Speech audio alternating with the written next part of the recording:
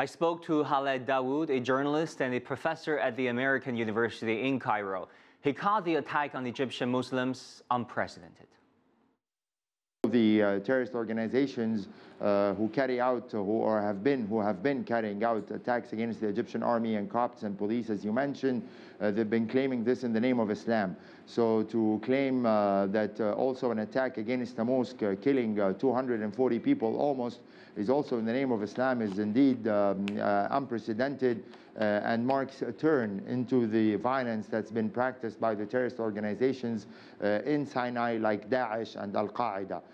Probably some security experts, some analysts believe that this is a tribal issue, that the extremists who carried out this attack against the mosque today were particularly targeting that tribe who lived in that area because they reported some of their elements to the police and because they refused to provide them assistance during attacks that they launched against the army and the police in the Sinai Peninsula over the past few years. There are other experts on extremist organizations that claim that this mosque in particular belonged to a specific brand of Islam, which is Sufi Islam, and the extremists like Daesh and Al-Qaeda consider Sufism to be against their understanding, their extremist terrorist understanding of Islam, and that's why the mosque was attacked. But until now, actually, another phenomenal aspect of this attack is that so far no group has claimed responsibility. But until a group particularly claimed responsibility, I think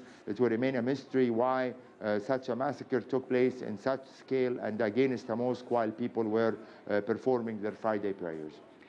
We know that there are so many terrorist attacks, extremist attacks happening in Egypt this year. Has that shaken the confidence of the Egyptians towards their own government, the Sisi administration, and will that affect the next year's presidential election? Well, actually, as soon as this attack happened, the president himself came out and delivered the speech. He announced the state of mourning for 3 days.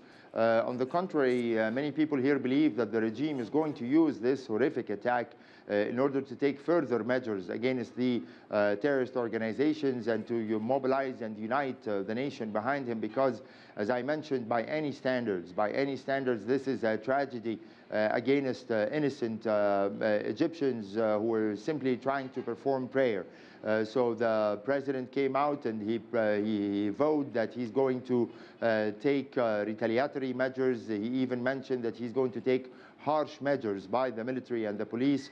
So I think the way the president, the way the government is dealing with this issue right now is to exploit it as a rallying point behind the fight or the war it's been involved in against terrorism over the past 4 years. Perhaps even anyone who would dare to criticize the government right now will be attacked, will be seen as irresponsible, as not patriotic enough because of attacking the government or the president at a time we are facing terrorism, and at a time we are facing such horrible attacks. I personally think that the president and the regime is going to try to use the attack that took place today in northern Sinai, in Bir al-Abed, to further rally in support of President Sisi during the upcoming elections, which are, I believe, due to take place sometime in April.